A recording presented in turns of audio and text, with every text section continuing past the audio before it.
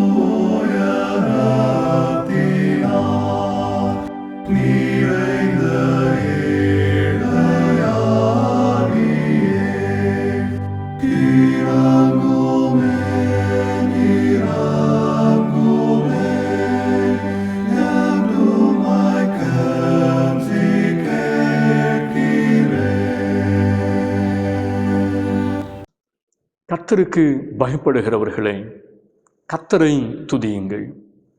கர்த்தர் எல்லா ஜாதிகளின் மேலும் உயர்ந்தவர். அவருடைய மகிமை வானங்களுக்கு மேலானது. மகிழ்ச்சியோடே கர்த்தருக்கு ஆராதனை செய்து ஆனந்த சத்தத்தோடே அவர் சந்நிதி முன் வாருங்கள். ஜெபம் செய்வோம். மகிழ்ச்சிக்கும் கொண்டாட்டத்திற்கும் காரணரான அன்பின் கடவுளே, உம்முடைய குமாரனாகிய இயேசு கிறிஸ்துவை கொண்டாடி மகிழ அனுபவமாக்கி ஆராதிக்க தந்த நல்ல கிருபைக்காக உம்மை போற்றுகிறோம். வன்முறையும் வெறுப்பும் வறுமையும் பாவத்தின் அடிமைத்தனங்களும் நிறைந்த இந்த உலகத்தில் நற்செய்தியாக உம்முடைய குமாரனாகிய இயேசு கிறிஸ்துவை அனுப்பினதற்காக உம்மை போற்றுகிறோம். இந்த தொழுகையின் வழியாக கிறிஸ்துவில் எங்களுக்காக ஆயத்தம் பண்ணப்பட்டிருக்கிற இரட்சிப்பையும் அமைதியையும் அருளையும் பெற்று அகமகிழ அருள்தார். இந்த நற்செய்தியை பிறருக்கு அறிவித்து கிறிஸ்துவுக்கு நேராக வழிநடத்த எங்களை பலப்படுத்தும். ஆராதனையில் பங்கெடுக்கிற சிறியோரையும் பெரியோரையும் ஆசீர்வதியும். எல்லா துதிக்கும் மகிமைக்கும் காரணரான இயேசு கிறிஸ்துவின் திருநாமத்தில் ஜெபிக்கிறோம் நல்ல பிதாவே, ஆமென். ஆண்டவருடைய பரிசுத்த நாமத்தை நாம் மகிமைப்படுத்தும் வண்ணமாக ஞான பாடலிலே 37வது பாடலை பாடுவோம். வாரமுற்றும் சேமமாய் தேவன் காத்தார் தயவாய். ஞான பாடல் 37வது பாடல்.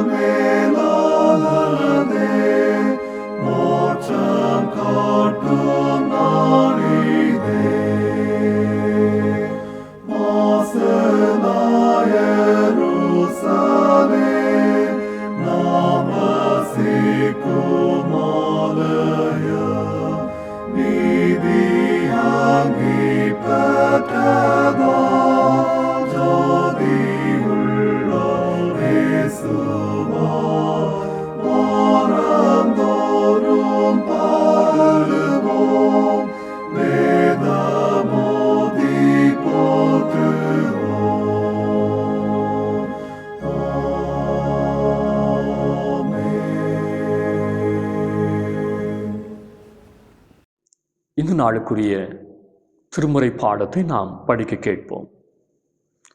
லூக்கா நற்செய்தி நூல் 1வது அதிகாரம் வசனங்கள் 46 முதல் 57 முடிய.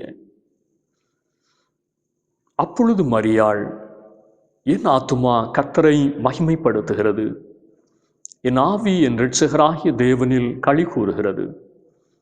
அவர் தம்முடைய அடிமையின் தாழ்மையை நோக்கி பார்த்தார். இதோ இது முதல் எல்லா சந்ததிகளும் என்னை பாக்கியவதி என்பார்கள். வல்லமை உடையவர் மகிமையானவைகளை எனக்கு செய்தார். அவருடைய நாமம் பரிசுத்தம் உள்ளது. அவருடைய இரக்கம் அவருக்கு பயந்தவர்களுக்கு தலைமுறை தலைமுறைக்கும் உள்ளது. தம்முடைய புயத்தினாலே பராக்கிரமம் செய்தார். இருதய சிந்தையில் அகந்தை உள்ளவர்களை சிதறடித்தார். பலவான்களை ஆசனங்களிலிருந்து தள்ளி தாழ்மையானவர்களை உயர்த்தினார். பசி உள்ளவர்களை நன்மைகளினால் நிரப்பி ஐஸ்வர்யம் உள்ளவர்களை வெறுமையாய் அனுப்பிவிட்டார். நம்முடைய பிதாக்களுக்கு அவர் சொன்னபடியே ஆபிரகாமுக்கும் அவன் சந்ததிக்கும் என்றென்றைக்கும் இரக்கம் செய்ய நினைத்து தம்முடைய தாசனாகிய இஸ்ரவேலை ஆதரித்தார் என்றாள். மரியாள் ஏறக்குறைய 3 மாதம் அவளுடனே இருந்து தன் வீட்டுக்கு திரும்பி போனாள். எலிசபெத்துக்கு பிரசவ காலம் நிறைவேறின போது அவள் ஒரு புத்திரனை பெற்றாள். இந்த நாளுக்குரிய திருமுறை பகுதி வாசித்தாயிற்று.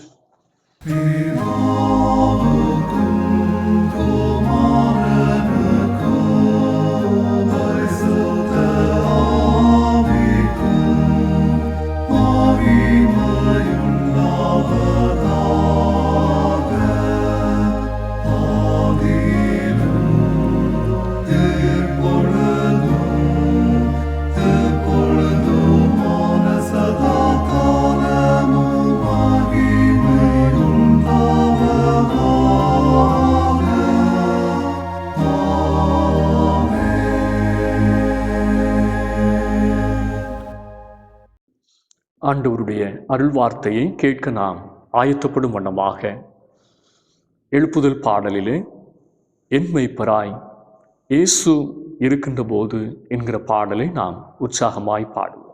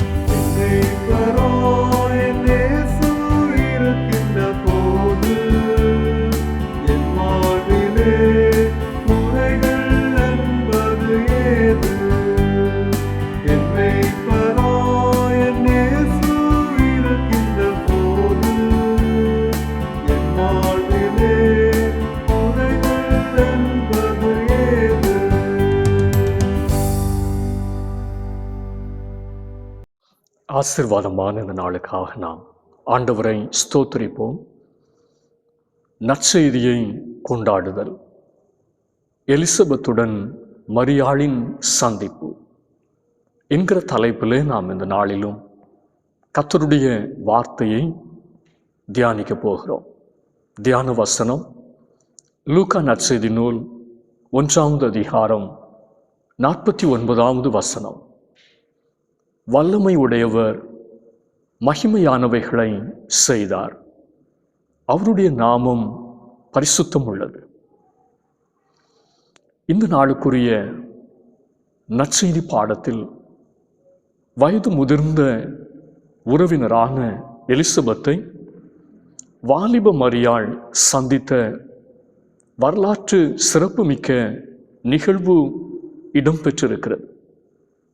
இந்த சந்திப்பின் போது தேவனுடைய நடத்துதலையும் தெய்வீக நோக்கத்தையும் தேவனுடைய திட்டத்தையும் அறிந்து உணர்ந்து எலிசபெத்தும் மரியாளும் மகிழ்ச்சியோடு பாடிய பாடல்கள் லூக்கா நற்செய்தி நூல் 1வது அதிகாரத்தில் இடம்பெற்றிருக்கிறது.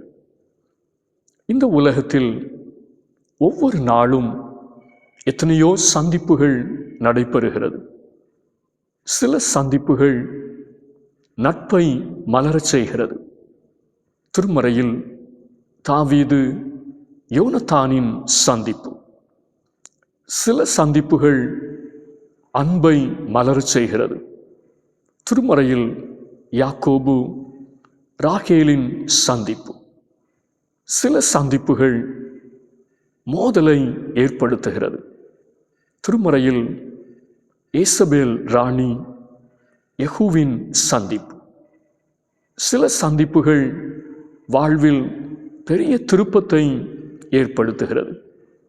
திருமறையில் எலியா தீர்க்கதரிசி சாரிபாத் விதவை பெண்ணின் சந்திப்பு. சில சந்திப்புகள் வாழ்வில் பெரிய மாற்றத்தை ஏற்படுத்துகிறது. திருமறையில் பவுல் மற்றும் தற்கொலைக்கு முயன்ற சிறைச்சாலைக்காரனின் சந்திப்பு.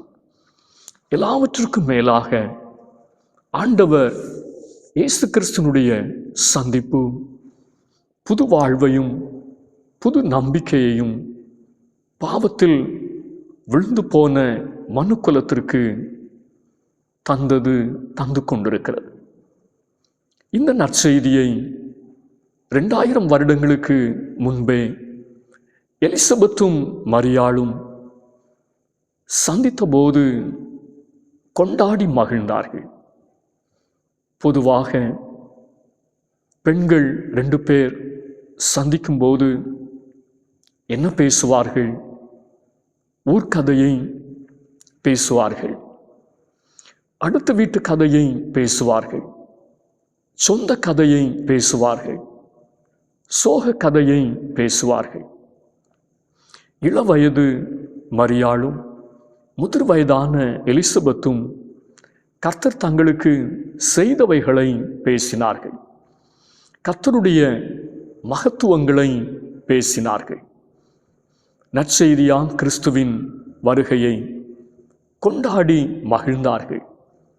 நற்செய்தியாம் கிறிஸ்துவின் வருகைக்காக தங்களை ஆயத்தப்படுத்தினார்கள்.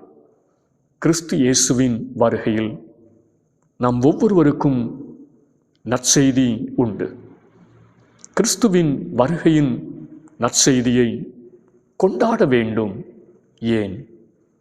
கிறிஸ்துவின் வருகையில் இந்த உலகத்திற்கும் நமக்கும் தரப்பட்ட நற்செய்தி எப்படிப்பட்டது? முதலாவது வேதம் சொல்லுகிறது, காயத்தை ஆற்றும் நற்செய்தி. காயத்தை ஆற்றும் நற்செய்தி. லூக்கா 1 அதிகாரம் 24, 25 வசனங்கள். அந்நாட்களுக்கு பின்பு அவன் மனைவியாகிய எலிசபெத்து கர்ப்பவதியாகி ஜனங்களுக்குள்ளே எனக்கு உண்டாயிருந்த நிந்தையை நீக்கும்படியாக கர்த்தர் இந்த நாட்களில் என் மேல் கடாட்சம் வைத்து எனக்கு இப்படி செய்தருளினார்.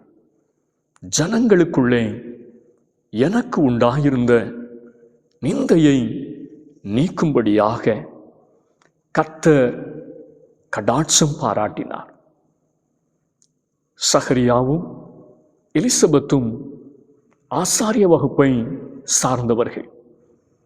ஒரு ஆசாரியனுடைய குடும்பத்தில் குழந்தைகள் இல்லை என்றால் பெரிய அவமானம். சகரியாவும் எலிசபெத்தும் வேறு எந்த தவறும் செய்யவில்லை. குழந்தை பாக்கியம் இல்லை என்பதால் நிந்திக்கப்பட்டார்கள். சமுதாயத்தில் உயர்ந்த அந்தஸ்தில் இருந்தும் பக்தியாக வாழ்ந்தும் ஆலயத்திலே பணிவிடைகளை செய்தும் குழந்தை பாக்கியம் இல்லை. அநேகருடைய ஏளன பேச்சை கேட்க வேண்டியதிருந்தது. அவமானத்தையும் வெட்கத்தையும் சந்தித்தனர். நாட்கள் செல்ல செல்ல எல்லாம் பழகி போய்விட்டது. எதிர்பார்த்தது கிடைக்கவில்லை, ஜெபித்தது நடக்கவில்லை, தேவை சந்திக்கப்படவில்லை, பிரச்சனை மாறவில்லை. ஆனால் கர்த்தருக்கு செய்ய வேண்டிய பணிவிடைகளை அவர்கள் கருத்தாய் செய்தார்கள் என்று லூக்கா 1 அதிகாரம் 23 வசனம் சொல்லுகிறது. இந்த சூழ்நிலைமையில்தான் கர்த்தருடைய தூதன் முதிர் வயதான சகரியாவை பார்த்து, உன் மனைவியாகிய எலிசபெத் கர்ப்பவதியாக போகிறார்.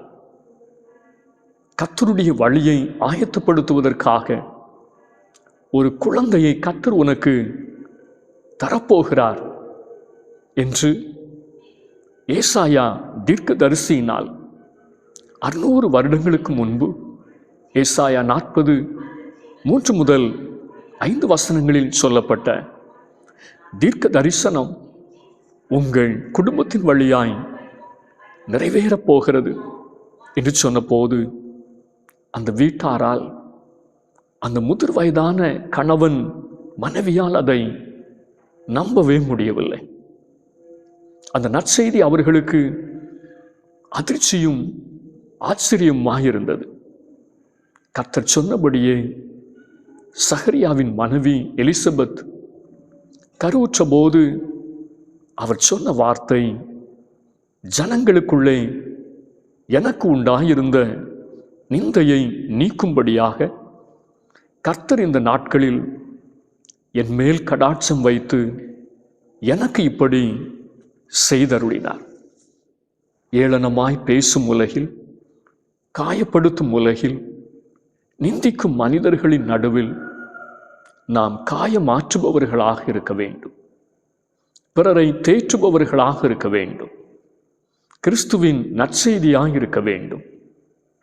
மலடி என்ற நிந்தையை, அவமானத்தை, தூற்றுதலை கேட்டு கேட்டு சலித்து போன எலிசபெத் முதலாக தன்னை வாழ்த்தும் ஒரு சப்தத்தை கேட்கிறார்.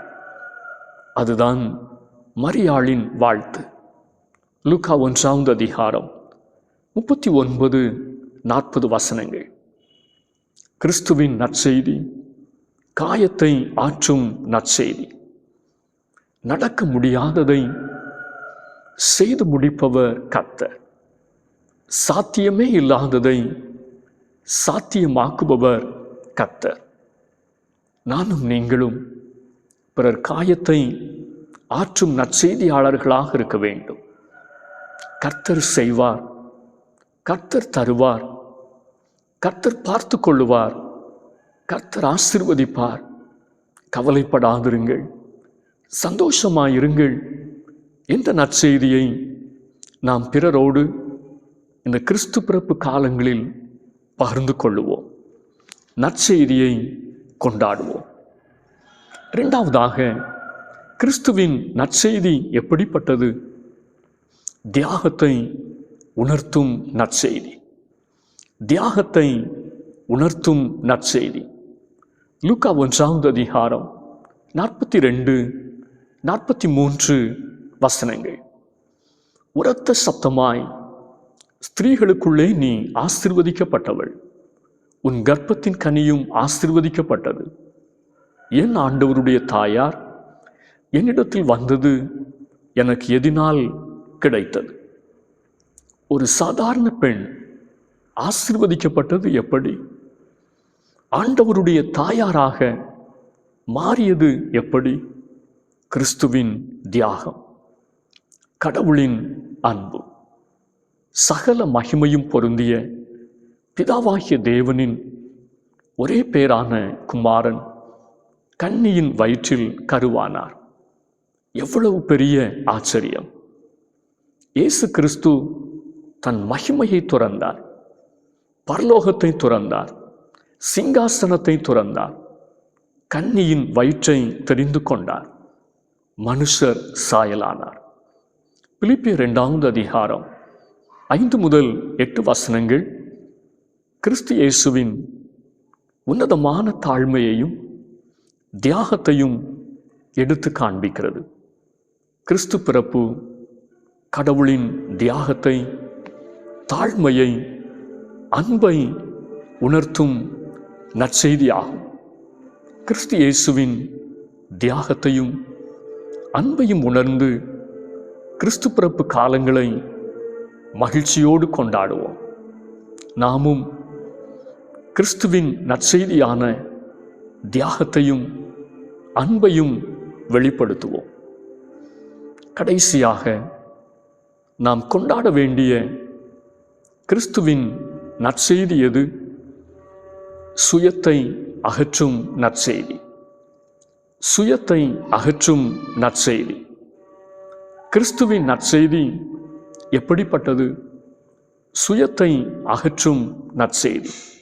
லூக்கா 1 அதிகாரம் 51-53 வரையுள்ள வசனங்களில் 3 காரியங்களை அன்னை மரியாள் தன் பாடல்களில் குறிப்பிடுகிறார்.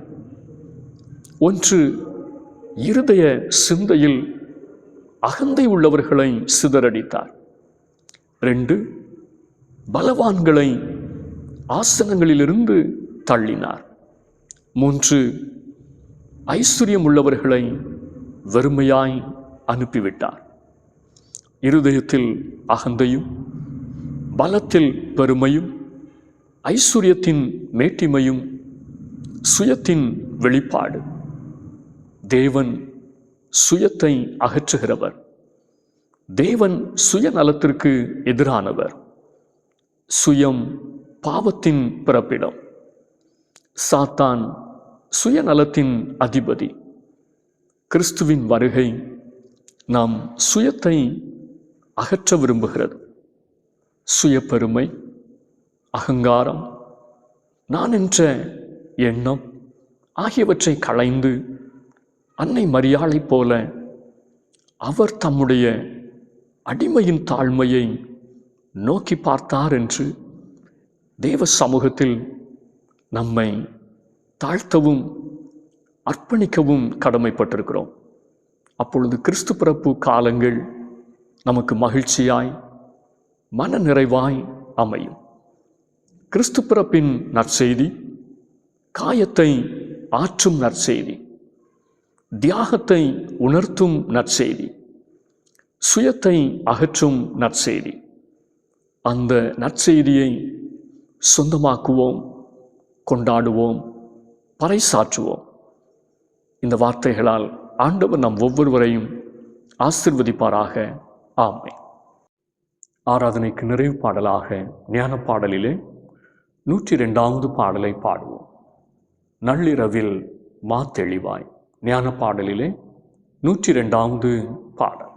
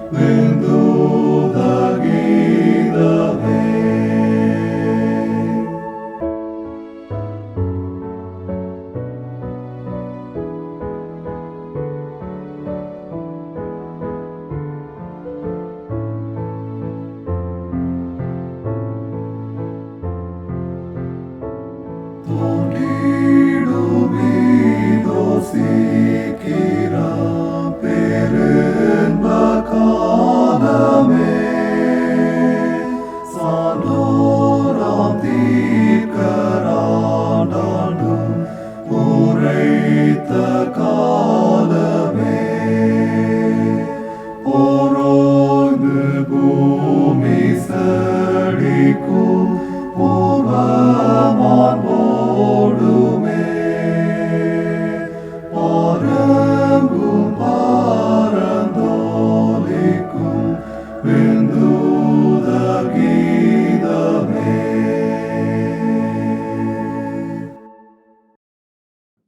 ஜெபம் செய்வோம்.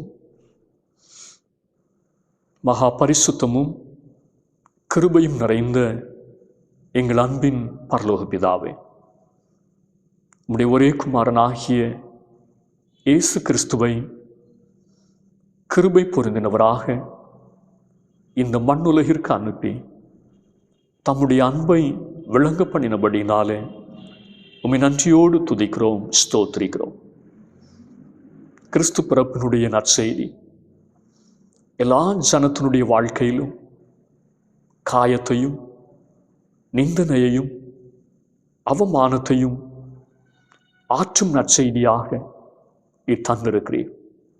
ஒவ்வொருடைய வாழ்க்கையிலும் தெய்வீக சந்தோஷமும் சமாதானமும் நிரம்பி வழியத்தக்கதாய் கர்த்தர் தயவு பாராட்ட ஜெபிக்கிறோம். ஆண்டவர் இயேசு கிறிஸ்துனுடைய தியாகத்தை உணர்த்துகிற கிறிஸ்து பிறப்பின் நற்செய்தியை நாங்களும் உணர்ந்து எங்களுடைய வாழ்வையும் ஆண்டவருடைய சமூகத்திலே அர்ப்பணிக்க, தியாகசீலர்களாய் வாழ, கிறிஸ்துவின் அடிச்சுவட்டை பின்பற்றி நடக்க கிருபை பாராட்ட நாங்கள் ஜெபிக்கின்றோம்.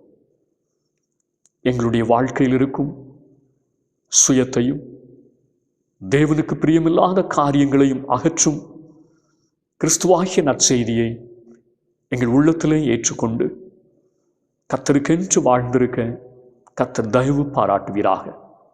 உம்முடைய வார்த்தைகளின்படியே ஒவ்வொருவரையும் நீர் ஆசீர்வதிக்கிறதற்காக நன்றியோடு நாங்கள் உம்மை துதிக்கிறோம், ஸ்தோத்திரிக்கிறோம். ஆண்டவரோடுள்ள அந்த உன்னதமான சந்திப்பை ஒவ்வொரு நாளும் எங்களுடைய தனிப்பட்ட வாழ்க்கையில் பெற்று அனுபவிக்க கர்த்தர் உதவி செய்ய நாங்கள் ஜெபிக்கிறோம். அப்படியே கர்த்தருடைய கரம் ஒவ்வொருவரையும் ஆசீர்வதிக்கட்டும். எங்களுடைய குடும்பங்களை நாங்கள் சந்திக்கிற பொழுது, உறவினர்களை சந்திக்கிற பொழுது, நண்பர்களை சந்திக்கிற பொழுது, அந்த சந்திப்புகள் எல்லாம் கர்த்தருக்கு பிரியமாக அமைந்திருக்க, பக்தி விருத்திக்கு ஏதுவானதாய் காணப்பட கர்த்தர் உதவி செய்ய ஜெபிக்கிறோம். வருகின்ற பண்டிகை காலங்களிலும் குடும்பங்களை நாங்கள் சந்திக்கிற பொழுது அந்த சந்தோஷமும் மகிழ்ச்சியும் பெருகட்டும் என்று சொல்லி நாங்கள் ஜெபிக்கின்றோம். குடும்பங்களை சமாதானத்தினால் கர்த்தர் நிரப்பும். ஒவ்வொரு குடும்பங்களையும் கர்த்தர் கண்ணோக்கி பாரும். பலவிதமான கருத்து வேறுபாடுகள், பிரிவினைகளின் நடுவில் பிரிந்து நிற்கிறவர்கள் உண்டு. ஆண்டவர் தாமே தம்முடைய பிள்ளைகள் மனமொத்து இசைந்து வாழத்தக்கதான நல்ல உறவையும் அன்பையும் விட்டு கொடுக்கிற தன்மையையும் மன்னித்து ஏற்றுக்கொள்ளுகிற அனுபவங்களையும் தந்து மறுபடியும் கூடி வாழத்தக்கதாய் தயவு பாராட்ட ஜெபிக்கிறோம். தகர்ந்து போன குடும்பங்கள் மறுபடியுமாய் கட்டப்பட கர்த்தர் உதவி செய்வீராக. குடும்பங்களிலே கர்த்தர் தந்திருக்கிற குழந்தை செல்வங்களை கர்த்தர் ஆசீர்வதியும். பிள்ளைகள் கர்த்தருக்கென்று ஒலிவு மரக்கன்றுகளாய் அரண்மனையின் சித்திரம் தீர்ந்த மூலை கற்களாய் பிரகாசிக்க கர்த்தர் உதவி செய்யும். குழந்தை பாக்கியத்திற்காய் எதிர்பார்த்து காத்திருக்கிற தம்முடைய பிள்ளைகளையும் கர்த்தர் நினைந்தருளி ஆசீர்வதிக்க ஜெபிக்கின்றோம். திருமண வாழ்விற்காய் காத்திருக்கிறவர்கள் உண்டு. தேவன் தம்முடைய பிள்ளைகளுடைய வாழ்க்கையில் நல்ல காரியங்களை கைக்கூடி வர பண்ணி எதிர்காலங்கள் ஆசீர்வதிக்கப்பட உதவி செய்வீராக. குடும்பங்கள் கட்டப்படுகிறதினாலே மகிழ்ச்சியும் திருச்சபையிலே தேவனுடைய கிருபையும் விளங்க கர்த்தர் உதவி செய்ய நாங்கள் ஜெபிக்கின்றோம். குடும்பங்களின் தேவைகளை கர்த்தர் சந்தியும். பற்றாக்குறைகளின்றி பண்டிகை காலங்களை செலவிட ஏழை எளியோருக்கு உதவி செய்யத்தக்கதாய் இருதயத்தை திறந்து அநேகருக்கு ஆசீர்வாதமாய் காணப்பட ஒவ்வொருவரையும் கர்த்தர் பலப்படுத்த உம்மை நோக்கி ஜெபிக்கிறோம். திக்கற்ற பிள்ளைகள், விதவைகள், கைவிடப்பட்ட நிலைமையில் இருக்கிறவர்கள் ஒவ்வொருவரையும் கர்த்தர் கண்ணோக்கி பாரும். அவர்களை நாங்கள் நேசிக்கவும் அன்பு பாராட்டவும் ஒத்தாசையாயிருக்கவும் தக்கதான இருதயத்தை தந்து கர்த்தர் நடத்தவுமே நோக்கி நாங்கள் ஜெபிக்கின்றோம் சுவாமி. அப்படியே கர்த்தர் வருகின்ற பண்டிகை காலங்களிலும் தூர இடங்களிலும் வெளிநாடுகளிலும் வெளியூர்களிலும் இருந்து இல்லம் வருகிற ஒவ்வொருவரையும் கண்ணின் மணியை போல காத்து கூட்டி சேர்க்க நாங்கள் ஜெபிக்கின்றோம். உம்முடைய ஆலை பிரகாரங்களிலே நன்றி பெருக்கோடு குடும்பமாய் மகிழ்ந்திருக்கிற நாட்களாய் வருகின்ற காலங்களை கர்த்தர் ஆசீர்வதித்து தர உம்மை நோக்கி நாங்கள் ஜெபிக்கிறோம். திருச்சபையினுடைய ஊழியங்களை கர்த்தர் ஆசீர்வதித்திருக்கிறீர். ஆண்டவர் தாமே திருச்சபையிலே ஒரு பெருக்கத்தை, ஆத்தும அறுவடையை தந்து ஆசீர்வதிக்க ஜெபிக்கிறோம். இன்னமும் மனம் திரும்பாதபடிக்கு இருதயத்தை கடினப்படுத்தி கொண்டிருக்கிறவர்கள், குடித்து வெறித்து மனம் போல வாழ்ந்து கொண்டிருக்கக்கூடியவர்கள், ஊடகங்களுக்கு அடிமைப்பட்டிருக்கக்கூடியவர்கள், இன்னமும் கிறிஸ்துவை தங்களுடைய தனிப்பட்ட வாழ்க்கையிலே ருசி பார்க்காதவர்கள், ஒவ்வொருடைய வாழ்விலும் ஆண்டவருடைய இரட்சிப்பினுடைய சந்தோஷத்தை பெற்று அனுபவிக்க கர்த்தர் தயவு பாராட்டுமை நோக்கி நாங்கள் ஜெபிக்கின்றோம். ஆவிக்குரிய வாழ்க்கையிலே ஜெபிக்கவும், வேதத்தை வாசிக்கவும், ஆராதனையிலே உற்சாகமாய் பங்கெடுக்கவும் தக்கதான ஒரு ஆவிக்குரிய மாற்றத்தை, வளர்ச்சியை ஒவ்வொருடைய வாழ்விலும் தந்து கர்த்தர் ஆசீர்வதிக்கும்படிக்கு ஜெபிக்கிறோம். குடும்பங்களை சமாதானத்தினால் கர்த்தர் நிரப்புவீராக. தேசத்தை கர்த்தர் ஆசீர்வதியும். தேசத்தை கர்த்தர் கண்ணோக்கி பாரும். தேசத்தின் தலைவர்கள், அதிகாரிகள், ஆட்சியாளர்களை உம்முடைய கரத்திலே கருவியாக எடுத்து கர்த்தர் பயன்படுத்தும். நீதியாய் நேர்மையாக ஒவ்வொருவரும் தங்களுடைய பணிவிடை நிறைவேற்ற உதவி செய்யும். ஆண்டவர் தாமே புயலின் சீற்றங்களுக்கெல்லாம் விலக்கி அமைதலை கட்டளையிட நாங்கள் ஜெபிக்கிறோம். சூழ்நிலைமைகள் மோசமடையாதபடிக்கு, ஜனங்களுடைய அன்றாட வாழ்வு பாதிக்கப்படாதபடிக்கு, இயற்கையினுடைய எல்லா பேரழிவுகளையும், வெள்ளப்பெருக்கையும், புயலின் சேதங்களையும் கர்த்தர் மாற்றி நீரே அமைதலை தந்து தேசத்தை ஆசீர்வதிக்க ஜெபிக்கிறோம். உலக நாடுகளிலும் யுத்தங்களை ஓய பண்ணி சமாதானத்தை அருளி செய்யும். உம்முடைய திரு கரங்கள் ஒவ்வொருவரையும் ஆசீர்வதிக்கட்டும். தேவனுடைய கரங்களிலே தாழ்த்தி ஒப்புக் கொடுக்கிறோம், ஏற்றுக்கொள்ளும். இயேசுனுடைய பேரில் கேட்கிறோம் நல்ல பிதாவே, ஆமென்.